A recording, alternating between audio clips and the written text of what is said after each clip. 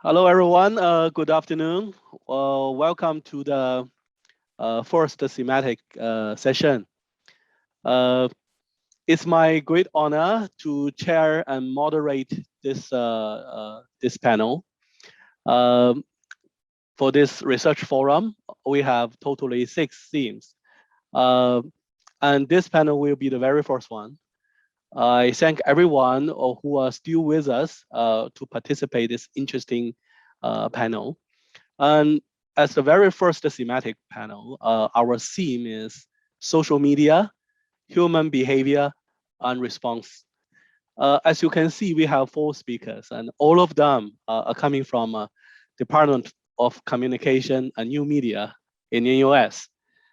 It's very understandable because CNM is one of the pioneer disciplines in the movement of computational social science.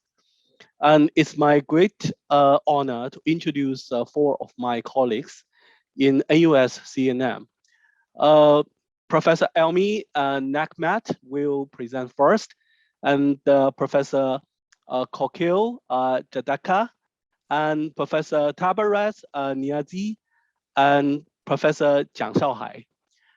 Without further ado, let me give the mic to Professor Elmie Nekmat. Thank you, Naomi. Please go ahead. Yeah. Okay, thank you, Feng, Qiushi. That was a very short introduction, short and sweet. So I guess now it's time for me to start presenting with my colleagues first. So I'll be presenting first. I just sent in a question in the chat. Can you remind us again how many minutes do we have to present and how many minutes for Q&A? Or do we leave the Q&A sure. all the way to the end? Yeah. Sure. I'm sorry not mentioning about that. Is everyone will have about 15 to 20 minutes, and then we will have about 20 to 30 minutes for Q&A. Thank you very much for the opportunity, Qiushi, to present my work or what I'm doing on this very important topic on computational social science, and particularly in this theme focused on human behaviors. So my research in brief is actually focused on the social psychological processes and effects of human communication on social media and applied into different areas such as misinformation research, civic engagement, collective action, and so forth. So but my talk today, or my sharing today, will be on methodological collaborations to achieve meaningful and practical insights on user group discussion and behaviors in social media. So it's more of a sharing of what I've learned, and basically, like myself, I think most audiences here will leave my short 10 minutes presentation with a lot more questions, like I do, on what we should do and how we should moving forward. Okay, so without further ado, so basically, this is the agenda for my talk today, I'm sharing today. So a little bit on meaningful and practical insights, or what I view as meaningful and practical insights, especially in regard to my own particular research, and how do I carry out collaboration with computational social scientists for that matter, whether it be in the field of communication, or be in the field of data science, or be in the field of computing. What is computational communication to me as a researcher in the humanities and social sciences? In fact, I had quite a bit of discussion one-on-one with a couple of my colleagues here in CNM, or Communications and New Media Department itself. And if Kokil can just remember, I kind of asked her, Kokil, can you explain to me what is computational communication?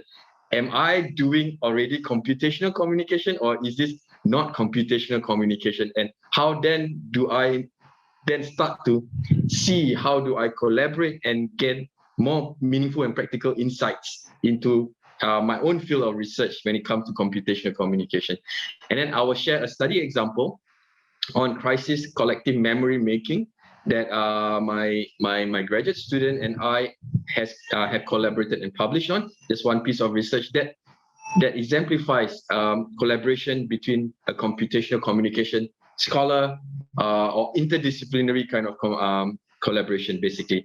And not to share the findings, but to basically provide some reflective insights on the kind of challenges that we went through, the kind of positive aspects that we gained from such collaboration. And finally, some thoughts on this whole presentation. I don't think I have enough findings or enough confidence to confer some future directions, because my research is basically not on computational communication, but maybe just sharing some thoughts and ideas on how we can actually move forward in this collaborative process. So what are some meaningful and practical insights, and what do I mean by it? So this is not on my own, and this is what I've been thinking on when I'm reflecting on computational communication in social sciences and applying it to my study. It is basically a collaborative way of knowing.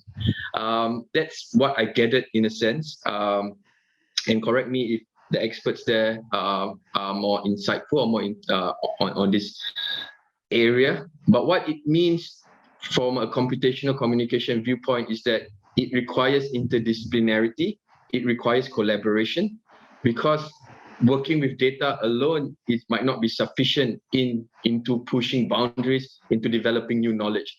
So that's one aspect of achieving meaningful and practical insights in computational social sciences, is that there needs to be a collaborative way of knowing. And when it comes to social media behaviors, I think the first keynote speaker have actually raised this very important point about him working on data, real life data that's actually gathered in real life, such as taxes, such as telephone data sets of actual humans. So basically, when I'm working on social media data, and his point rightly pointed out, the authenticity of such data comes into question, right? We know, for example, when it comes to evaluating human communication behaviors on social media, what is written on social media might not be authentic, right? Might not indicate actual or the truth in human behavior, as what our second keynote speaker has actually also pointed out. It might not even be written by an actual human being, right? So how then do we verify that it is indicative of human behavior, right? We can only be, it's indicative of the bot or of the avatar that's actually writing that particular information, right? But on the other hand, we can find actual human behaviors or actual human behavioral information, such as the person, location, all kind of private data that is increasingly being gathered of our human communication via social media.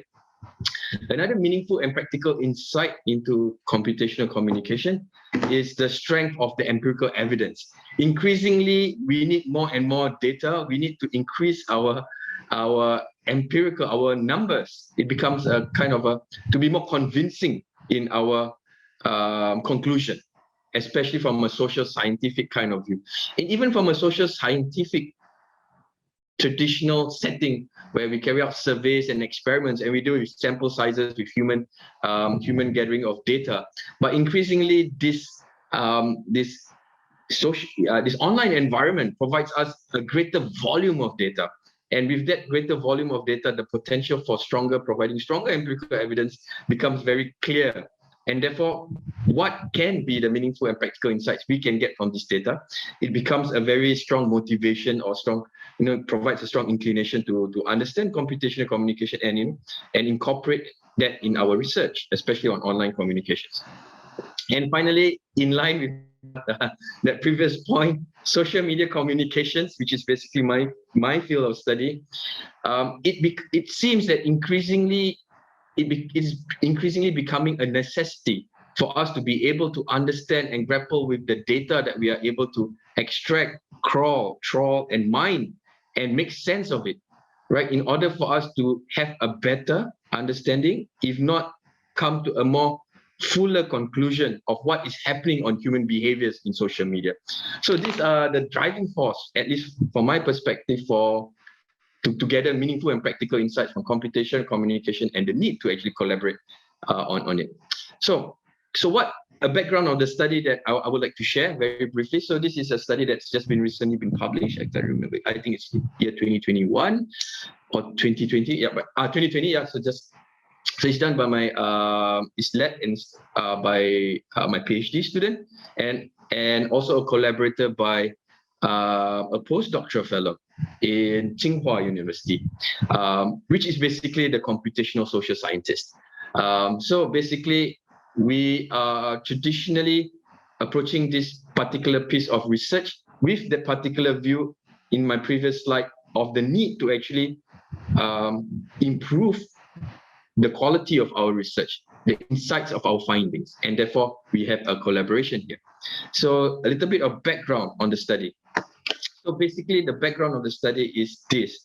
It's a dynamic process. We are trying to understand what are the dynamic processes of crisis communication by diverse social actors on social media in the shaping of crisis collective memories. So by diverse social actors, we're actually evaluating the sources of information and communication themselves, primarily in three areas: the government, organizations, and the public, which is basically people who are not government or organizations. And we can find these three main actors in social media very widely in this process of crisis communication, and how their messages they give create or shape crisis collective memories. So we are actually interested in this concept of crisis collective memory making, right? We focus it on three crisis situations, basically disasters, in natural disaster, accidental disaster, and public health crisis. So what it means by this, in fact, when we approach this research, we already came from a theoretical viewpoint of a public relations communications kind of theoretical viewpoint. And this was meant to be a theoretical inquiry into this particular phenomenon, if you may. And so what happens, okay, maybe a little bit of background, because I know we all come from disparate fields, we all come from different disciplines. So what is it about crisis collective memory making and crisis communication that we are talking about? So basically, collective memory making is basically a process where humans collectively shape the memory or the narrative using narratives of a previous crisis or previous incident. And the idea of it being a collective memory is because it has some nationalistic attributes to it. Narratives are being used such as identity, nationalism, trauma, power, and contestation.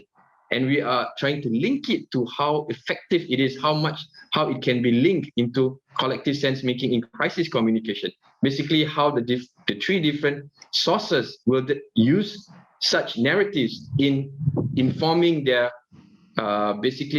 responses, and which responses are the most effective when it comes to crisis or natural disasters. And these responses are informing, victimage, justification, corrective action, apology, and blaming.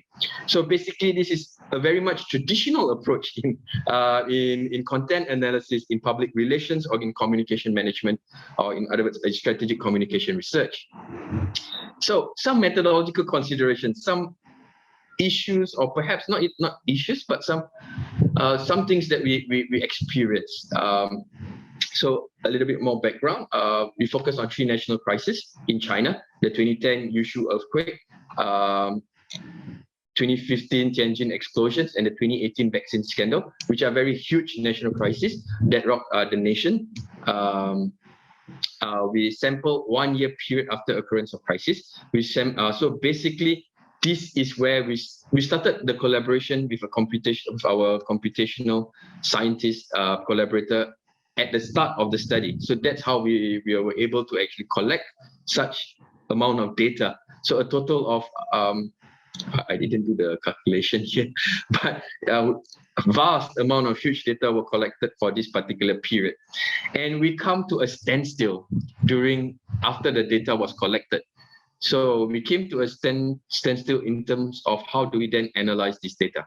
So traditionally in content analysis, what we do is we create content categories, right? And then we'll manually evaluate and read through the content to actually categorize the different responses in that artifact or in that stimuli, and analyze our predictions. So traditionally we were erring towards manual analysis, but since we are afforded at this point a computational approach to it, can we do an automated content analysis then? So the beauty of this is, as compared to manual content analysis, that we can have a corpus. We can actually analyze the whole entire tens of thousands of data that we have gathered. But it's not that easy, we've realized, right? It requires some textual analysis, it requires some machine learning. It's a very much taxing kind of effort. All right. So at the end, what we what we actually settled on was actually manual content analysis. So it shows the tension and the difficulty of working together. So at which point do we push this project further? At which point does this project come into fruition and become very productive? Perhaps what we gather, or at least what I can gather from this, is that it needs a more sustained, higher investment in not only in terms of money and resources, but also in human effort and time. So we did a manual content analysis, and I'm not sharing the results here because I'm just providing some background. And finally, some thoughts and future direction in what we have, and some learning points and lessons. So when it comes to collaborative potential, what we realized, or what from this particular study, from this particular collaboration, is that a common goal is important. And it's always the start of any kind of collaboration between the different researchers, whether in computational researchers or in social science or humanities. And why do I put usually a common goal? The common goal is always about, at least for my, is about trying to explain or trying to solve a particular problem. And we share that common goal in that particular, we see that particular problem in a certain way. But it diverges in the sense usually when it comes to publications, right? So we encounter the outcome of the research itself, whether it should be 5,000 words and push to another publication outlet, 3,000 words to push to a proceedings, or in 8,000 full theoretical kind of work. But more often than not, the common goal is what gets us together. And what we found also is that there are varying points of inclusion in that research. So what it means is that at different stage of the research, different scientists or different people or different experts from different disciplines will get included in that research process. It becomes very piecemeal. So a researcher gets included in the different points of inclusion. Concepts then also get, or the theories in our research actually gets included in different points of inclusion. And the conclusion itself is an iterative process based on our finding. It's nothing new in research, in collaborative research, but I think it raises a newer point. And this deductive and inductive pendulum is nothing new in research, but it raises a point of thought whether this inclusion is based largely or dependent on computational tools and methods. So basically, who has these tools and methods to actually carry out this particular research and being included and to move this research further? I think that's a big question that we need to ask, right? It's beyond just expertise. It's very highly reliant on resources.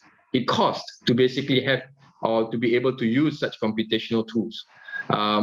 A researcher, which I've referenced, and I will share the reference later on, calls it a methodological straitjacket, right? And who has the expertise with these tools, right? And finally, if I may conclude, if I see Qiushi has already unmute himself, which means that I should be already done by now. What we learned at the end of the day is that we have a lingering thought that more can be done. And it's normal in research in that there's a future direction, but the closure or the conclusiveness of the research is not as usual, in the sense that we are now having a lot of data, we now have a lot more insights with the data, and there's this thinking that that more and more should or can be done. But the question then comes that this thinking of doing more is actually driven by data right now, following our research, more than what are the newer kind of questions or problems that arise. And that's about all. So these are the references. And thanks, Qiushi, for for being able to share. Thank you. I mean, I unmute myself not to stop you, but actually I would like to jump in to ask a question. Okay. Indeed, the Yushu, Tianjin, and the vaccine scandal, this study is very interesting. Can you use, very briefly talk about the major findings so that we could, ask more concrete questions later? Yeah, for that paper. Okay. Yeah. Okay. So what we found by the different actors, I will need to refresh my memory. Sure. Yeah. So basically, the aim of the study was to actually measure the differences of crisis response frames and the collective memory narratives by the different social actors. So we are trying to ask, we are asking whether different social actors, government, organizations, and the public uses different collective memory narratives, and then how this collective memory narratives is related to crisis response frame. So we found that, let me just go through, in the natural crisis, in the natural disaster, the highest amount of crisis, the largest amount of crisis response frames used were informing. And this is consistent also in the accidental and public health. So across organization, public, and the government, there's a lot of information that informs of the crisis. Okay. And if you want to talk about, if you want to referring to the kind of narratives being used by the different social actors, we found that government uses trauma more than the public itself when talking or building memories about the disaster, followed by organizations. And the least used by the government, the least narrative used by the government was power and contestation, as compared to the public, which uses it at 29.1% of the narratives used in making memories. So what we can gather in a nutshell is that when it comes to public or the online netizens or the online diaspora, is that when the public talks about or forms a memory of a crisis, a national crisis, they tend to talk in terms of power and contestation narratives, whereas the government and organizations avoid such narratives. Yeah, so those are the basic findings. Thanks. Thank you very much, Elmie. Very interesting. Okay, I will leave for anyone of you who have questions for Elmie or our other speakers. Please raise the questions at the Q&A. I will read it for you. Okay, now let's welcome the second speaker, Professor Kokil Jaidka. Jaidka, yeah, your turn. Yeah.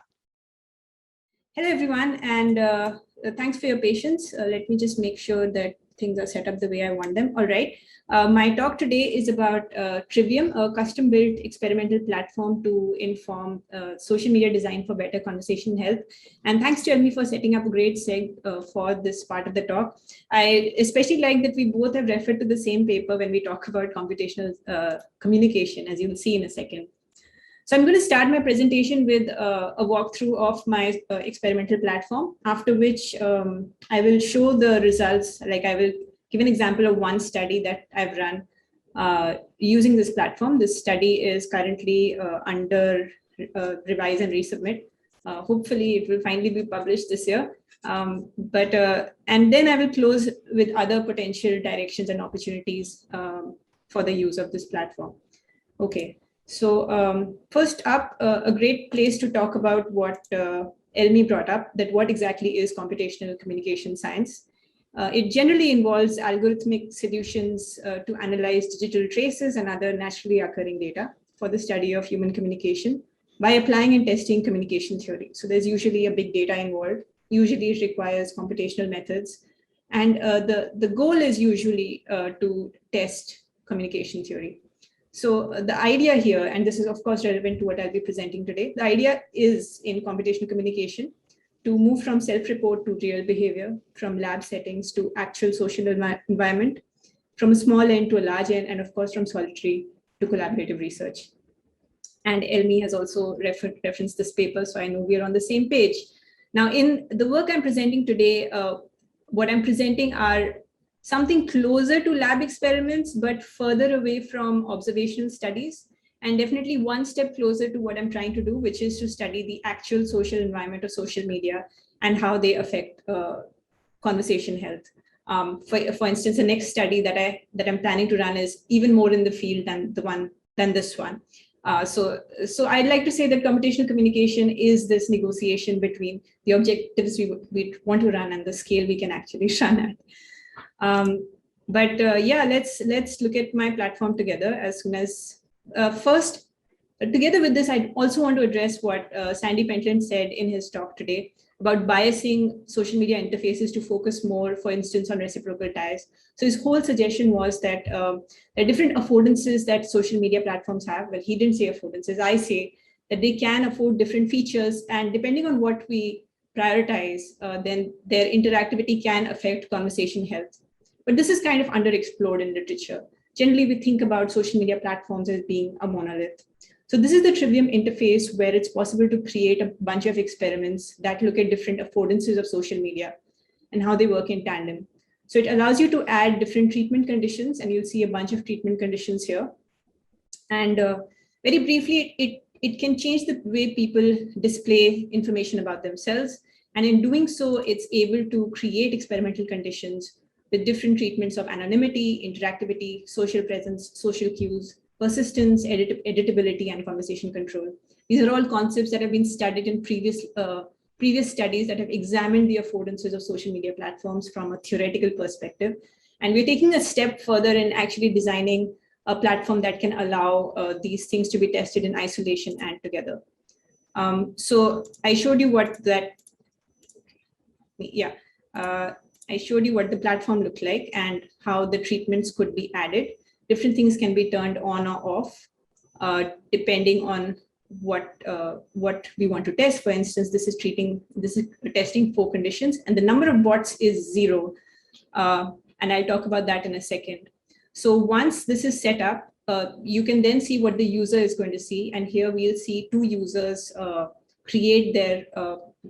customize their profiles and join a single chat. And once they do so, they can see the other person being active as denoted by the green dot. And once the person goes inactive, in fact, that green dot changes to orange, similar to, that's the social presence affordance. Different prompts can come up at different stages to tell them to talk about something else, for instance, depending on what the experimenter wants to run. The goal of this, I do plan to release this open source for other experiments, other researchers to use eventually. I think we are finally satisfied that it works as planned after around 3 years of testing. So the other thing this can run is also include bots to test the uncanny valley effect. And of course, we know that bots are on the platforms and they do affect the way people talk. So in the new treatment condition, you'll see that a number of bots is 2. And you can program these bots to respond to or do certain things in the chat. So we see 2 bots now, Agent Jones and Agent Smith. And one of them is trained to respond to whatever a real participant says with some message. We used it in a prior experiment to make sure that there was no dead space in the conversation, as we were afraid that might happen in a very structured and rule-based conversation. So yeah, that was the platform. And this gives me a good opportunity now to come back to what I said, that it allows a number of affordances to be tested together. The first thing we tried to test was anonymity, whether anonymity makes a difference and it affects the quality of conversation health. What I'd like to do is, before I forget, because I do tend to forget, I'll put the link to the preprint and the slides for everyone in case you tune out or you fall asleep while I'm talking. You can just go and download everything and read it in your own time. All right, so the motivation of this study was that social media platforms are understood as a monolith, not a bundle of affordances. And this is something I explored in prior work with my colleagues as well. And also affordances directly affect discussion quality. We usually think about uses and gratifications or anonymity, or we think about one-off things that might affect the discussion quality, or that polarization affects discussion quality. But in fact, the attention given to the whole gamut of technological infrastructure that supports different kinds of behaviors, including moderation, that has been underexplored. And even anonymity in itself is understood as a monolith, like you can either be anonymous or identifiable. But actually, social media platforms allow a spectrum of choices. You can be personally unidentifiable, but socially identifiable, and so on. For instance, you can be very evident, it can be very evident what your ideology is, but not who you are, and so on. And that even those slight differences that social media allows has implications for discussion quality. There are also limitations of research designs, of course, because a lot of the data that looks at incivility on different platforms or discussion health on different platforms is based on collected data. There are differences in terms of who is talking on these platforms, when they were talking about it, where was the data collected from, and so on. And there are compound effects, right? Because every platform has certain norms, it has certain moderation happening, it has certain affordances, certain anonymity that it allows, and so on. So the argument is that you're actually looking at compound effects together when you're comparing cross platforms. What you possibly need is one platform that you can change a little bit at a time and see what effect it has. And only experiments allow for that kind of idea. So the theoretical framework in looking just at anonymity in this example was that was the social identity de-individuation theory, which talks about the heightened social categorization and identity salience, which yields greater group conformity when people are anonymous. In other words, if people are anonymous, but they identify with each other as a group, then their sense of group identity is enhanced. And I apologize if I'm interpreting it incorrectly. So the whole idea is that when people are anonymous, but socially identifiable, it yields to a certain sense, a certain set of effects that are different from being personally identifiable and so on. There are limitations in applying this. So there was the potential for a theoretical contribution here, which is nice because computational communication doesn't always allow for theoretical contributions, which is that while the side theory talks about how people behave when they're anonymous yet socially identifiable, there are other combinations obviously possible where people can be identifiable but socially anonymous and the other way around. It was interesting to see when this was happening and whether this would happen, what would be the interplay, because the results surrounding the side theory have been kind of mixed. There's evidence to suggest that there is greater aggression or animosity when people are socially identifiable, for instance, when their partisanship is identifiable and so on. But there's also evidence to suggest that they become nicer, they conform to the group and so on. So the dependent variables, what can you study when you're looking at the outcomes of or the effects of these affordances on social media users? You can look at individual effects and you can look at overall effects of the entire space. In this study, we looked at individual effects and we looked at the nature of discussions as well as the outcome of discussions. I'll talk a little bit about both. In terms of the nature of discussions, prior work has looked at and operationalized discussion quality. And here is also where the need for computational communication came in, because we wanted to analyze all the chat messages that were posted in terms of their discussion quality. And you can see a few, so the framework that we followed to operationalize different measures of discussion quality was based on the principles of deliberation and the discourse quality index that has been developed in prior work.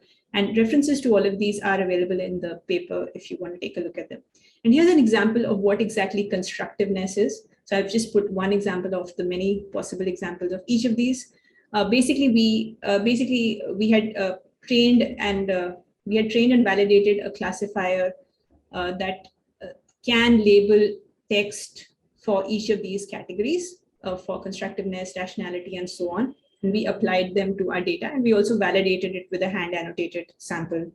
So this is a nice example to show you how traditional social media studies and traditional computational methods and traditional social media experiments can work together. Aside from looking at the nature of discussion, that is conversation health, we were also interested in the outcome of discussions. For instance, the best outcome for a discussion would be that everybody starts to get along. For instance, these two people who would otherwise not agree with each other find common ground. So we did look at opinion change, and we also looked at perceived discussion quality. It's possible that just because of what they know about the people who are talking, they feel that the conversation is healthier or less healthier. So those were our variables of interest, and this was our research design. It's important to show you this because you should know that when you're running online experiments, there's a lot of attrition and where all that attrition happens. For instance, while 12,000 people filled out our Amazon Mechanical Turk pre-screening, at the end, the people who showed up for the experiment was just about 900. So by the time we got here, there were about 900 people in the room. Down from 12,000. Now, this number seems like a huge attrition. It is quite common in online studies. We've since come up with a new design in which we don't have to contact people after a week or so. We just let them join the room right away, which is implemented in the current version of Trivium. So fortunately, we've done away with that. Now, like all pre-registered experiments, we had some successes and some failures. What we found was that higher rationality at the user level was connected with social identifiability. That is, when people were socially identifiable, when they had their ideology displayed, they were actually more rational, they were less uncivil, and their opinion moved in the direction of the majority. So this was one-tailed significant. It didn't move equally for both partisans, right? Surprisingly, there was no support for anonymity causing poor deliberative quality, no support for political ideology cues causing poor deliberative quality. But that's what we've come to expect, right? Based on the media and based on a lot of observational studies that have looked at these characteristics, we thought that we'd see people be more horrible when their ideology was revealed. We didn't find that. We found actually the opposite. And in fact, these were the supported hypotheses. For a complete list of the hypotheses that we pre-registered and motivated, you can check out the paper. But basically, we found that personal anonymity led to higher deliberative quality. Social identifiability led to higher deliberative quality. And in their interplay, this increased opinion change. This was partially supported, especially in the social anonymity condition. Okay.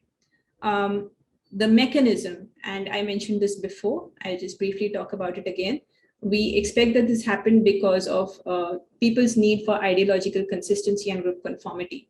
When they could see that the people around them belonged to a certain ideology, which happened to match their ideology, then they were aiming their better behavior at ideological alignment and basically being accepted into their group.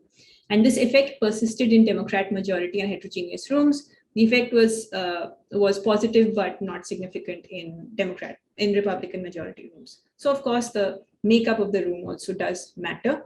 That was not statistically powered because it was not one of our pre-registered hypotheses. So we've looked at that, but we haven't explored that further. Okay, what was not the mechanism, as I said, was no evidence for incivility in personal anonymity and so on. Because the lack of time, I'm just going to go directly into the final considerations. As I said, discussion goals and platform norms matter. It's nice to have people behave, but it might lead to a trade-off with discussion quality because there are other aspects to it and opinion change.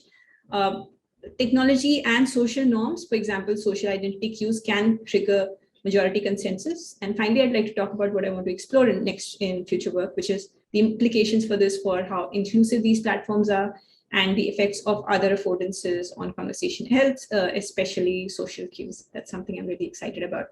I'm also exploring other platforms. I realize that this is a very experimental context that looks like Discord, but I'm also exploring in the field experiments, like I mentioned. Thank you so much for your time, and I'd love to hear your questions. Okay, just a very short comments. Are your data all come from America? The data? Yes. The background was the US. Sorry, I didn't mention that. Okay, no problem. We will have questions for you later. Okay, Sure. Now let's move to our third speaker, Professor Taberez Neyazi. Okay, Taberez, your turn. Thank you very much. I think my presentations fits very well after the first two very interesting presentations. So what I'm going to do here is trying to take you to a very different campaign context, which is a very underdeveloped region of India, Bihar, and then trying to understand how this 2020 assembly election, which was the first post-COVID election, not only in India, but globally, how the digital campaign played a role.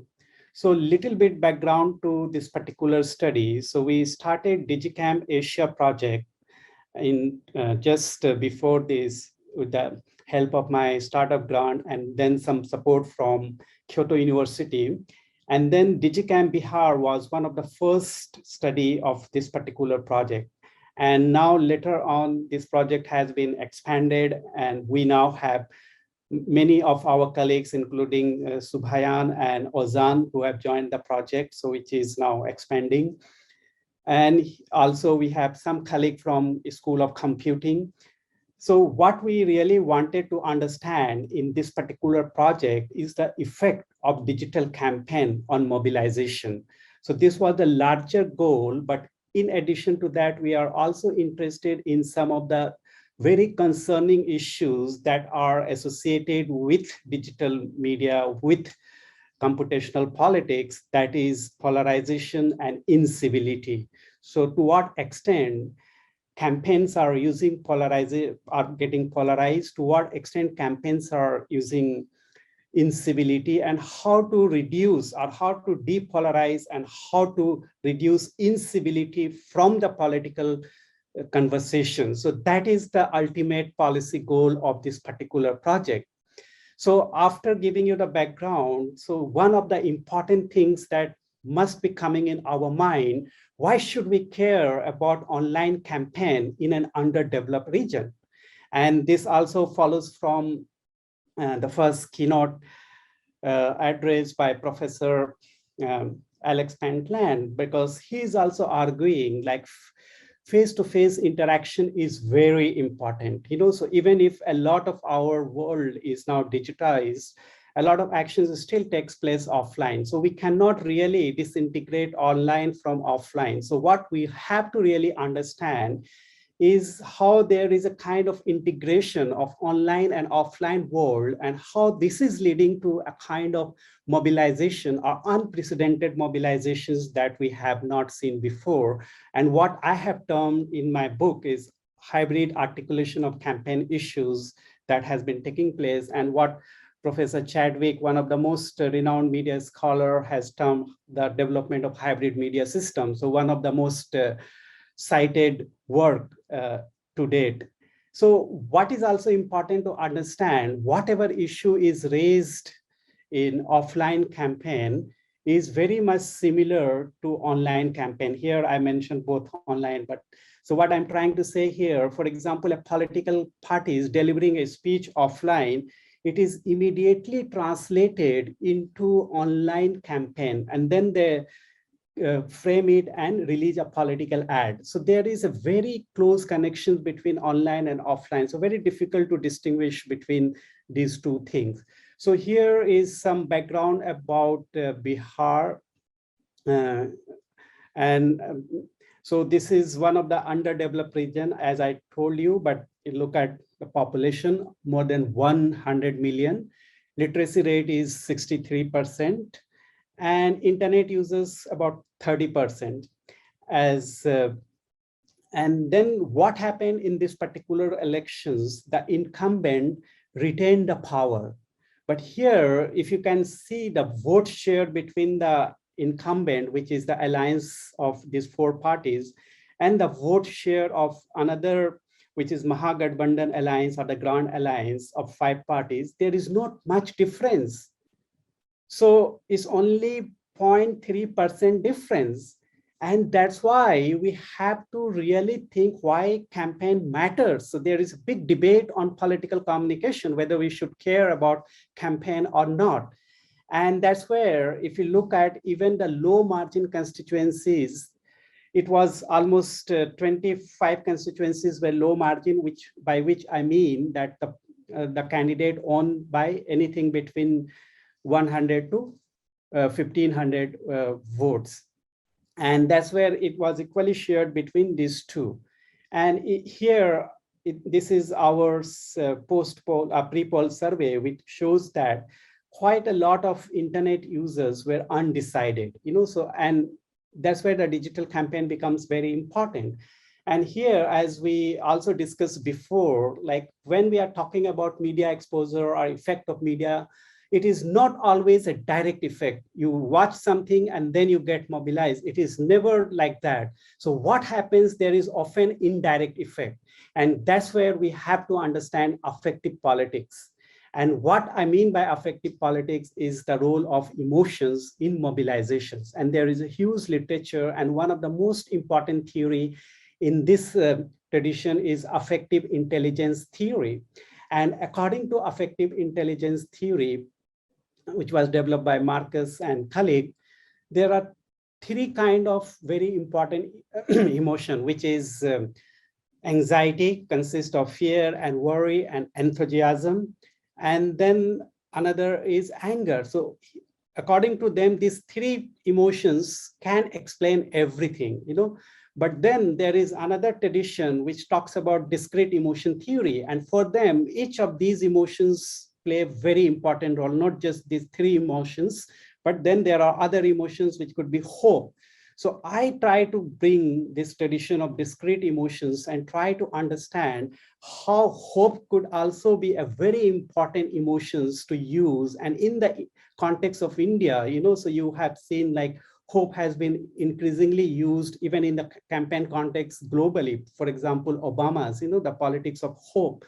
And even if you look at one of the important theoretical work, Manuel Castells, he was talking about the hope, so how hope is mobilizing people. And that's where, so given that this is our hypothesis where I talk about how hope is going to play a very important role as compared to, in addition to anger and fear.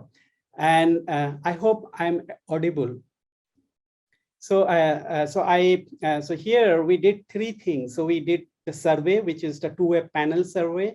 Then we monitored Facebook campaign ads, and then we collected Twitter data. But what I am going to do today is just to give you some of the findings from our Facebook content analysis of the political ad. And here you can see, like in this particular campaign, there were four important political parties, but basically three important political parties, four important political parties. And then they were fighting elections in alliance. And the first INC, which is the opposition party, they spent a lot of money in buying Facebook political ad. On the other hand, JDU and BJP combined, who were fighting together, they spend almost little less than that. And then here it is a spending by weeks. But here, if you look at the kind of content that those ads consisted of, so BJP almost 59% were text, 40% videos. So more videos by the opposition BJP and less videos by Congress party. So they spend a lot of money in ad, but they issued very less videos. So I am not, so here is the analysis of Facebook ad content data. So here, if you look at the emotions, so if you look at, there are 4 lines. The first line shows the date of announcement of the election. And then in India, elections are held in multiple phases. So there were first phase, second phase, and third phase of election here. And you can see anger and disgust, which is emotion which could be clubbed together as anger. What you see here, a lot of the oppositions were using a lot of ads where they were deploying anger, the emotion of anger. But if you look at here, which is orange line and the yellow line, which is for the incumbent, they were largely using the positive emotions and less of the negative emotions. So a lot of hope also, and here also, this is another graphical representations of how the different emotions were used by different political parties. So again, if you look at the orange line and yellow line, you can see they were mostly using less of the negative emotions and more of a positive emotions. But on the other hand, oppositions were using more negative as well as a lot of positive also, particularly the emotion of hope. So here, if you look at, so we coded all these ads for, all these ads were manually coded. So we, and intercoder reliability varied between 0.65 to 0.93 of different. So one of the important variables that we took was personalizations and attack in addition to different emotions. So you can see how different Congress party were using very less ads which were personalized, but BJP and Janata Dal United, which are the incumbent party, they were using a lot of ad containing personalizations. So these are some of the examples of attack ads and personalizations. So here what I did is to predict when the political party is going to use attack ad. And this is based on the logistic regression model. So you can see the ad, which is contains anger and disgust, fear and worry, are more likely to contain the attack, but then hope is negatively associated. This is quite understandable. But when you look at the personalizations, in general, personalization is very much present, positively associated with attack. But then when you look at the interactions between two main parties, so BJP and personalization is negatively associated with attack. And similarly with their alliance, JDU and personalization is negatively associated. So this is very interesting here. And then what we did, we also got crowd-tangle data, and then we looked at some of the, we tried to identify boosted and organic posts through crowd-tangle. So all the posts which is present on Facebook ads library, they are boosted. And on crowd-tangle data, not all posts are boosted. So we have to really identify through some computational process to identify, differentiate between boosted and organic ad. So so how much time I have? Sorry, just I'm trying to finish it fast. Okay, 5 minutes, great. So if you look at BJP, they had very less boosted ad. But then if you look at JDU, which is the alliance party of the incumbent government, is incumbent party, they have a lot of boosted ad. So here, what we did, so one of our hypotheses is to predict whether emotions are really associated with engagement. And crowd-tangle data gives us two important variables, which is total impressions and total interactions. So we took these two as our DV. So the first one is the red line is overperforming score, which is measured by Facebook through certain algorithm, which is a cumulative score. And then total interaction is also a cumulative score of all the reactions. So we try to predict whether really emotions leads to some kind of engagement. And here you can see anger and disgust is positively associated, which is in line with affective intelligence theory. But here, if you can see, fear and worry was also positively associated. So this is contrary to what affective intelligence theory predicts.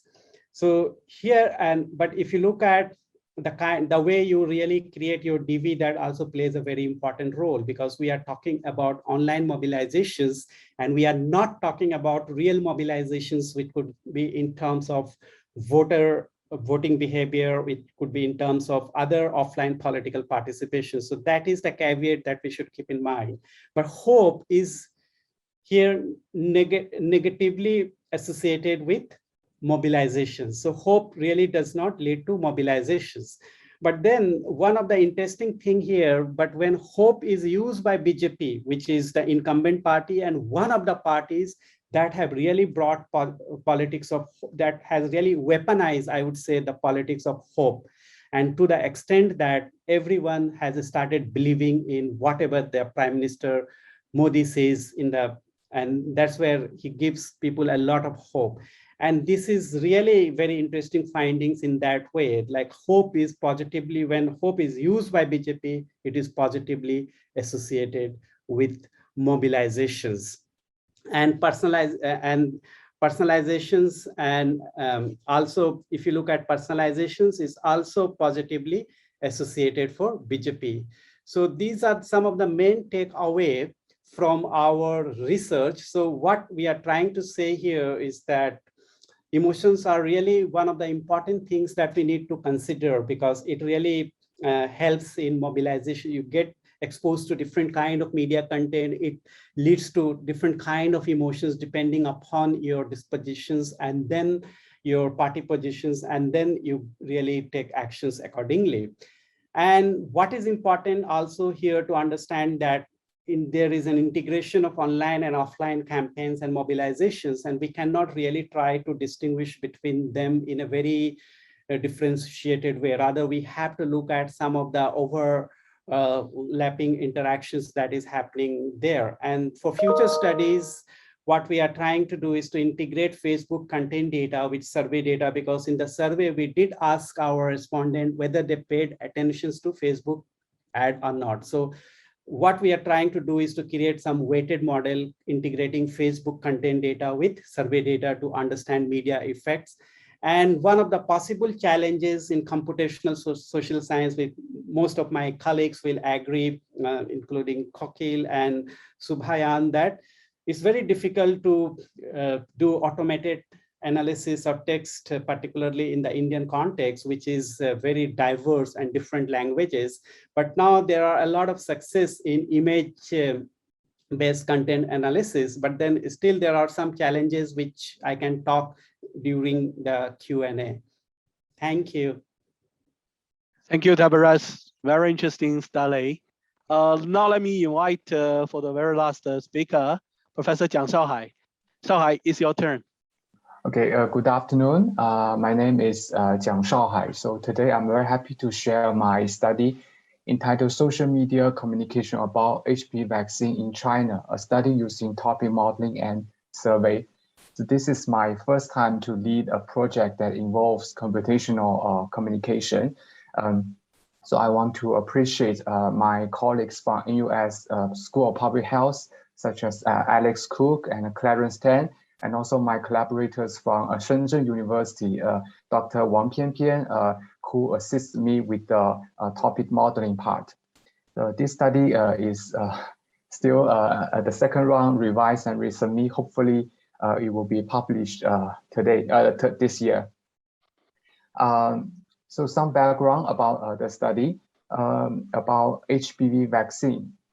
The public awareness of HPV vaccine is very low in China, because it's still a very novel practice to the Chinese people. So the first 9-valent HPV vaccine was only approved in 2018. So the general public has low awareness, even among the educated groups, such as college students. Some of them might have heard about this HPV vaccine, but they do not know well about this. So that's why we need to promote the knowledge and also positive attitudes towards this new health practice.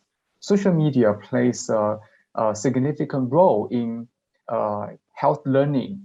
People use social media for health information more and more frequently.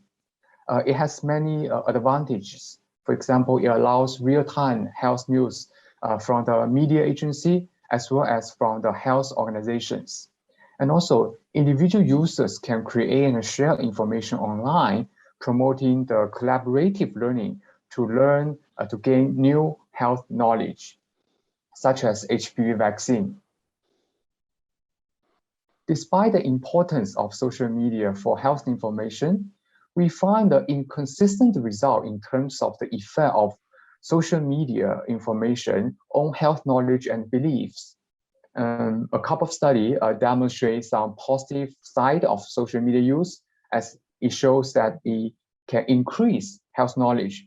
However, a large body of studies demonstrate insignificant or even negative effect on health-related outcomes. And according to some systematic review, we also find the conclusion about the inconsistency in terms of social media and health knowledge and beliefs. Then I asked the question why we have these inconsistent findings. I realized there might be two aspects we need to consider. First, it remains unclear what topics of information are associated with what specific outcomes. A general statement saying social media health information is positively related to certain health outcome will be uninformative or overly simplistic, because different specific topics will have different effects. For example, if we see some topics that introduce HPV vaccine and cervical cancer, it will definitely increase people's awareness of this issue. However, it might not actually affect people's attitude towards it or the safety concern, because it is not very relevant. So that's why we need to examine the specific topics of the information. The second research gap is information acquisition patterns matter. Different ways in which people locate and obtain information may lead to different outcomes, right? So you can passively encountering some information, then it will help you understand the issue, right? Particularly enhance your awareness. However, if you want to really make a health-related decision, you need to have more in-depth or like more comprehensive understanding about the issue. So that's why you might need to discuss this with other people instead of passively consuming the information. So this highlights the importance of information acquisition patterns. So in other words, we need to examine the information type as well as information use. The study is based on the integration of Longo's two models. One is model of patient use of healthcare information for decision making. One of the core tenets of the theory is that the types of information result in different health outcomes. The study proposed a couple of different types of health information, such as information of disease, information about self-care, information about side effects, something like this, and also illustrates different health outcomes.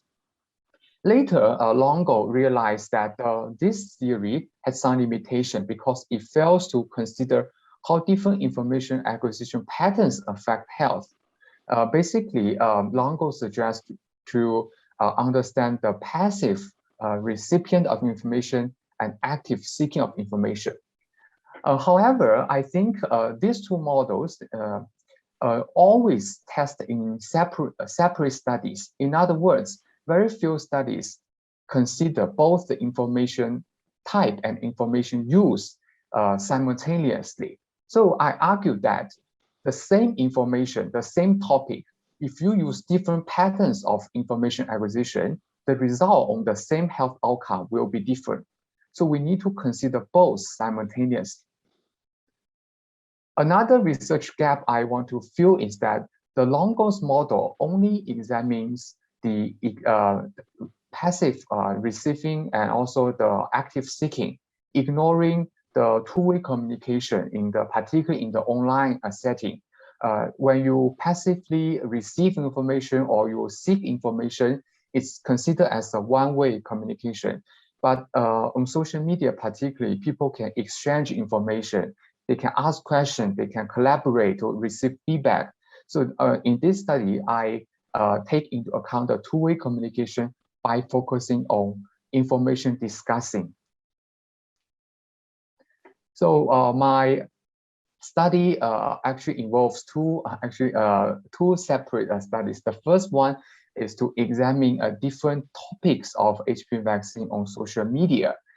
So this involves the topic modeling part to help me identify the topics. And based on the topics, I create my questionnaire to understand how people scan and seek and discuss the several topics identified from my study one can be associated with specific health-related outcomes. So basically, the study one provides the topics for my study two, because it's quite novel, as I say, it's a new practice. So we don't know what topics are prevalent on social media. So that's why I do the content analysis first. So I think this is just some background about social media use for health communication. Basically, we can find literature to support that social media can contribute significantly to health education and promotion in terms of the health education and promotion from the government, from the media agency, as well as from peer interactions. So my RQ1 is what HPV vaccine information is disseminated on social media in China. And then I move to the three types of information acquisition behaviors. Information scanning is the acquisition manner that occurs within our routine patterns of exposure to information sources. For example, when you browse a certain website or you use Facebook every day, you might randomly encounter some health information. You don't have the purpose, but you just see and consume the information, right? So you don't need a lot of efforts. So it's minimum prompt. Information seeking is a purposive information behavior. So you need to have some purpose in mind. Then you actually turn to some, for example, a search engine. Right? In social media, people can easily search using some keyword. Right? So this is information seeking. So these two are considered as one-way communication because they do not involve the interaction with others online. And information seeking is a two-way communication pattern because it allows people to ask questions, receive feedback, exchange opinion, and collaborate on health-related issues. So these are three information behaviors or information usages. And then we can also find convincing evidence for the effect of different information acquisition behaviors on health, knowledge, attitude, and practice. Then I propose another set of research questions about the effect of information seeking, scanning, and discussing about different health topics on HPV vaccine knowledge, the attitude, and also the vaccination intention, the three dependent variables.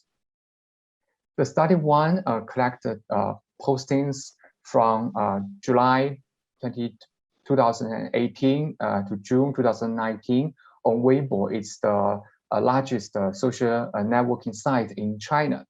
So the timeline is selected just after the approval of the 9-valent HPV vaccine in China. So it's a 1-year time period.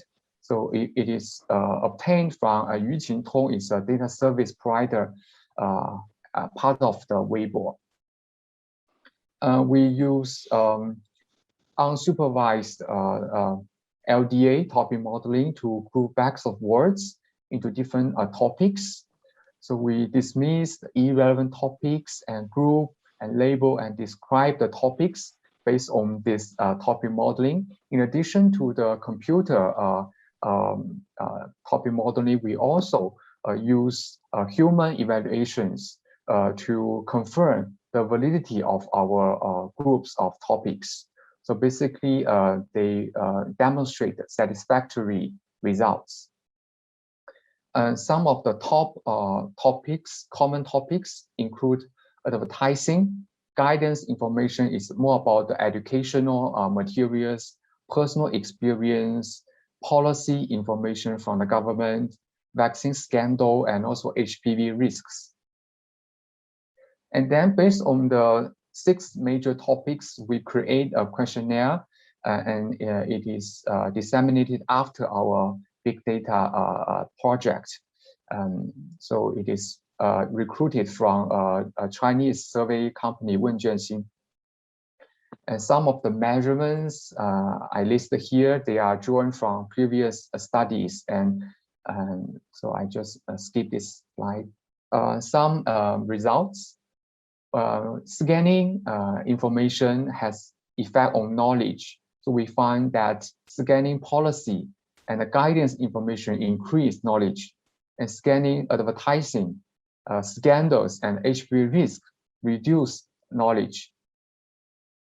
Regarding the effect on attitude, we find that the policy guidance and the personal experience sharing reduce people's safety concern. However, the scanning of scandals, HPV risks increase safety concern. And regarding the effect of scanning on intention, we find the guidance, advertising, scandal, personal experience, HPV risk, all of them increase their adoption intention. When we focus on the seeking part, we find some similar results. For example, policy and also the guidance increase knowledge when people seek this information. And seeking advertising, scandals, reduce people's knowledge. Regarding the attitude, we can see scandal and risk information increased safety concern, and seeking all types of HPV information increase people's intention. Regarding the discussing part, discussing policy guidance actually increase knowledge is quite consistent with other information acquisition behaviors. Or similarly, discussing advertising, scandal, and personal experience reduced knowledge. Discussing HPV vaccine scandals and HPV risks actually increased safety concern. However, discussing the policy actually reduced safety concern. So compare with the other two information acquisition behaviors, we found that discussing the policy can help us reduce the safety concern. This is not seen in the previous two information behaviors. And also all of the information types actually increase adoption intention. And I just very briefly discussed the results. So we found advertising is most common. We know it is good, right? Because people learn from the advertisement. However, we also see some concerns regarding the advertisements because they might not advocate for the public good, particularly the fake vaccine. And guidance information and personal experience matter in our social media health promotion. Like guidance information can teach you, can help you better understand the health issue at hand. And personal experience provide the opportunity for you to learn from your online peers who might have the similar health condition. And also we find that the advertising and scandal will reduce knowledge. So that's why we need to pay attention to the editorial review and the stricter regulation to improve the quality of the social media content. And the policy and guidance information are so important. So we need to offer clear instructions to promote audience cognitive processing and boost the better understanding and critical thinking, which can help us enhance the knowledge. And the scandal is definitely an issue we need to consider because it can trigger people's fears and anxiety. And I want to highlight that different types of information can affect the attitude differently, right? For example, passive information scanning of policy and guidance can reduce safety concern. However, when you actively seek the same topic, the same information, it's not a significant effect. So that's why information acquisition pattern really matters. Maybe due to the time limit, I will just skip this part. I want to highlight the theoretical implications. So this study proposed a mixed method approach for us to better understand health communication effects. If you only examine the social media content by itself, it's insufficient to know its impact on people's belief and people's knowledge. So that's why I conduct a survey study to help me better understand this health phenomenon. And also we need to distinguish different information acquisition behaviors because the same topic might have dissimilar influences depending on the type of information used. Yeah. And last part is the practical implications. So we need to give a positive, provide more detail in introduction about our health behavior and offer clear instructions on what to do and more importantly, how to do it. And also as the scandal can reduce knowledge but increase safety concern, we need to really cope with this challenge of fake vaccine. So I think I will just stop here and I open the floor for more questions. Thank you. Thank you, Shaohai. Thank you, everyone. We have about 15 minutes, and let me start the Q&A. I think we have 3 questions all for Taberez. Let me summarize it and make it quick. I think Chantaya and Wei Yu, they both ask about the validity of measurement issue to talk about how the Facebook data could be used to measure things like emotion, this kind of sensitivity, sentiment analysis, whether it's accuracy or not. So I think that will be one of the methodological question for Taberez.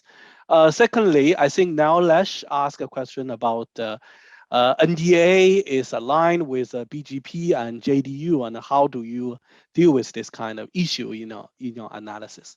Taberez? Sorry, Taberez, you are muted. Yeah. Yeah, so I already typed my response in the chat box. I don't know whether it went there or not. So one of the to quickly answer about NDA.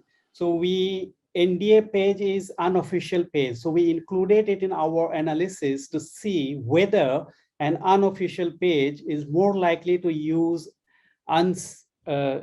uncivil or polarized language as compared to official pages. So that was the main intention, and we find the significant differences. So that was the main purpose. Otherwise, I have not used it in our model. So in our model, we have used only the main political parties. Second, about quantifying emotions. So we have developed a code book and very huge dictionary, and we are now thinking of even using those dictionary to train our model offline. A model for text analysis. So what we have done, I have already shared the code book. So intercoder reliability was very high. So it took a very long time, almost 2 weeks to train the users, and we have a very extensive dictionary, almost 200 pages dictionary. For example, anger. So what are the emotions? What are the ads that were coded for anger? What are the ads that were coded for disgust? So we have already those things. So intercoder reliability was very good. And then yeah, so I think these two. Do you want me to answer the third one also? Yeah, I think the first one and second one kind of addressing similar issue.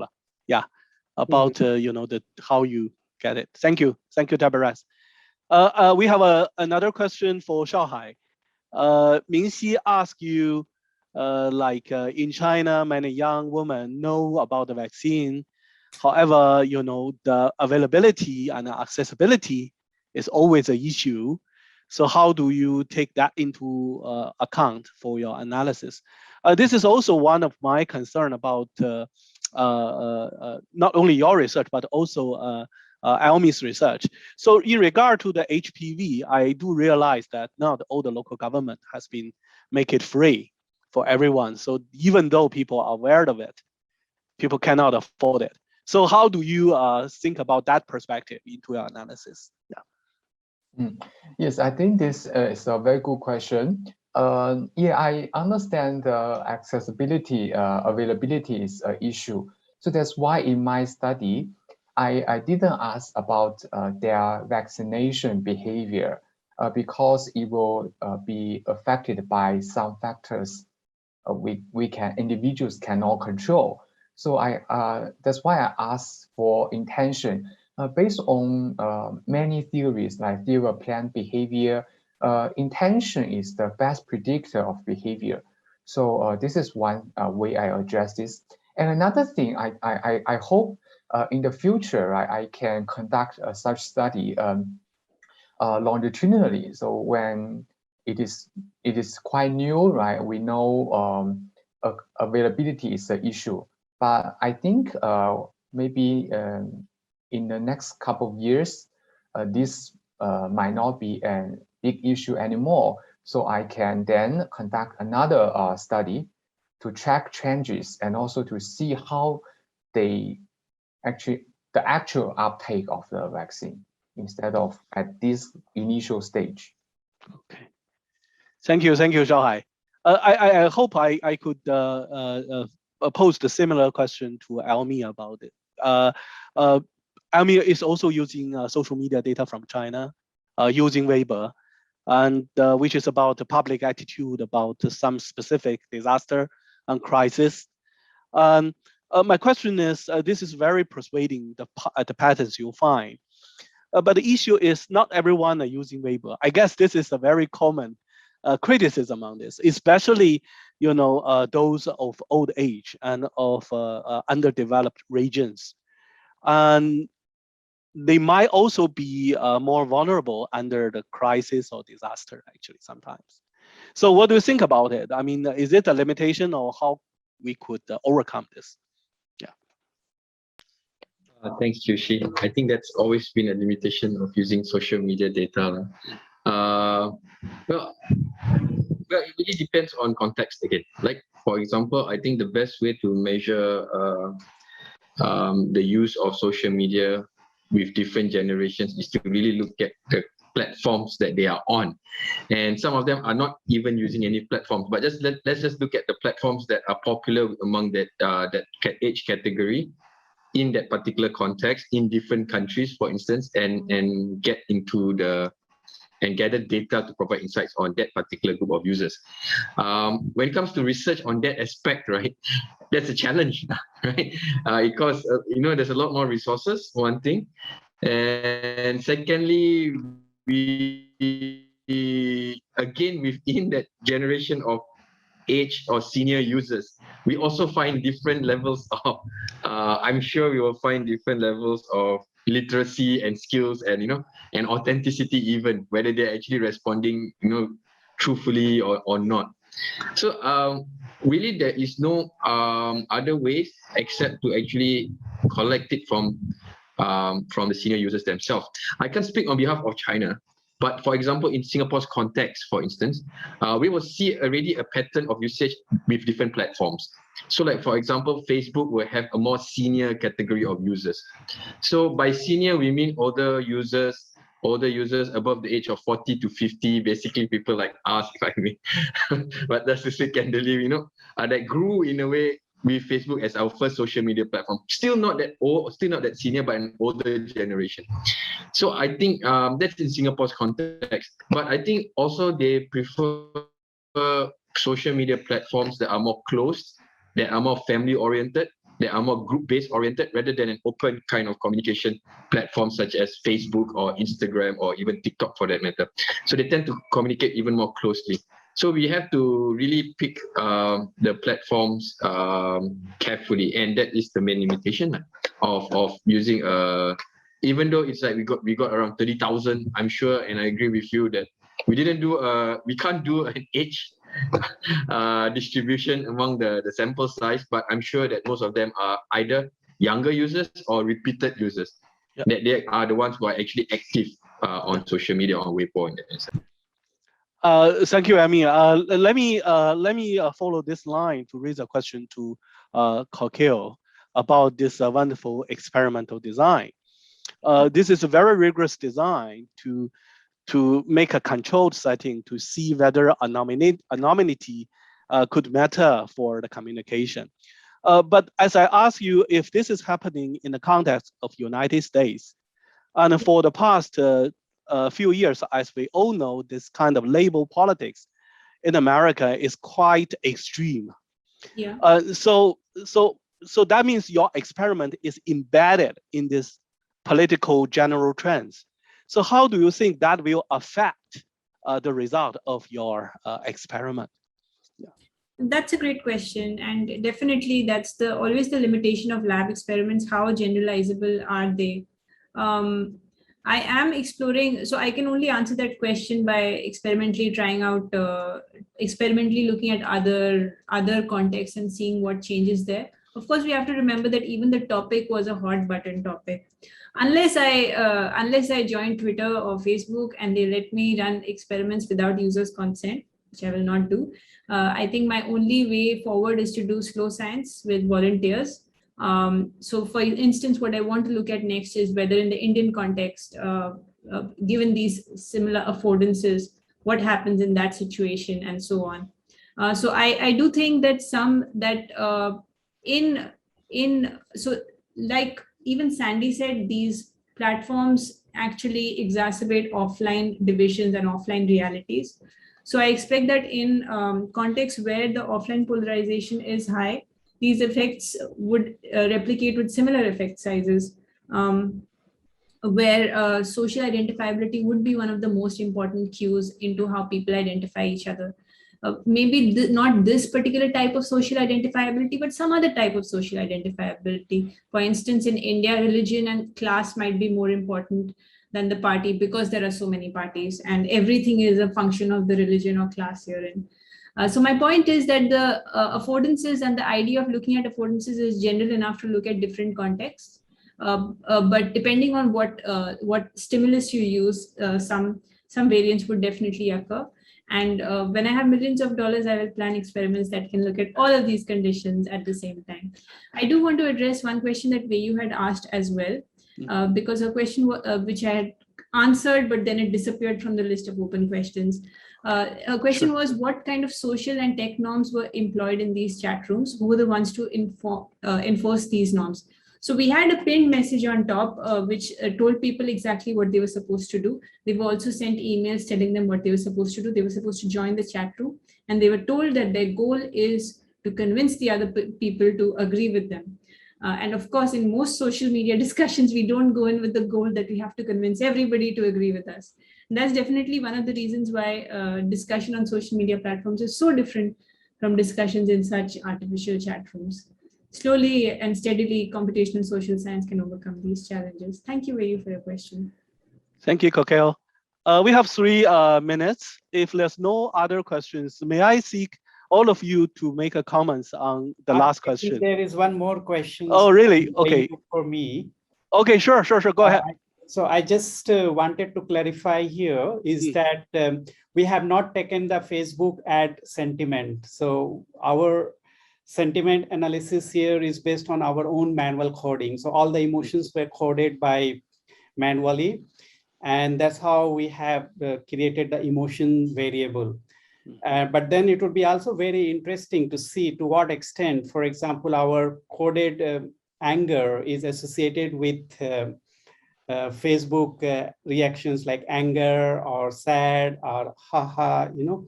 So that is also that kind of analysis are also we have done, but I didn't present it here. So so these are also just I wanted to clarify here. Thank you, Taberez.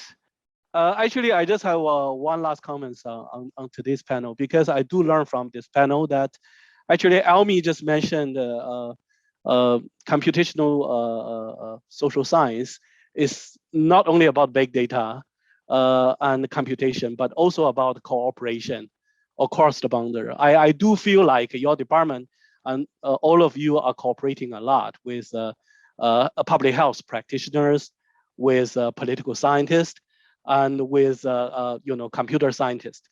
So what do you think about the future, like to develop more interdisciplinary research in computational social science?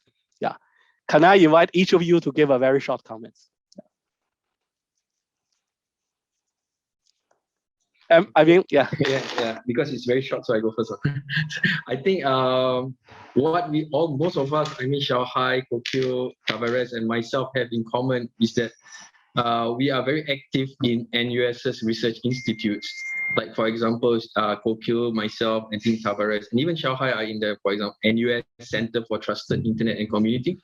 So I guess being active in research institutes housed in NUS itself, it provides a melting pot for us to not only collaborate, but to work on common problems or common issues or common questions or shared questions. And I think it's these shared questions that actually are very much needed to foster interdisciplinarity.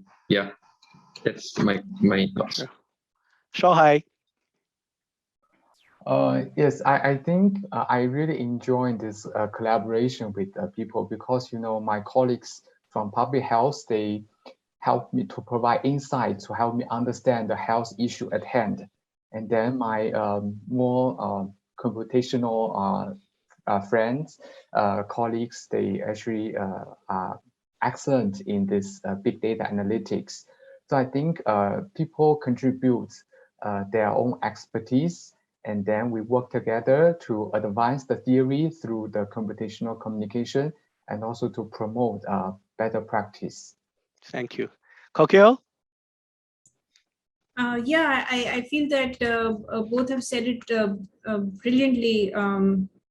I think focusing or involving more stakeholders in contexts such as the ones Taberez is studying, that would be awesome. I myself am trying to make a more conscious effort to use computational social science to empower societies which are traditionally marginalized by computational social because of computational social science.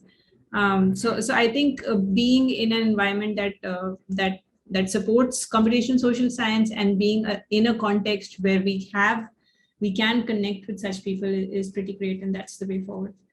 Thank you. Last, Taberez. So my colleagues have already answered most of the provided important insights. So just I wanted to add like how much I have learned from the collaborations from colleagues, my own colleagues and colleagues from the School of Computing. So for example, now we have embedded the experimental part into our design. And now we have developed an app. So now we are trying to do some more web tracking exercise in the coming studies. So I think the main purpose here is to also help policymaking, trying to reflect what has been going on in the society, and if we can provide some better insights to solve the existing problem. Thank you, Taberez. So our time is up, and thank you very much, the colleagues from CNAM. And please also join us for the next theme session, which will be at 4 p.m. See you.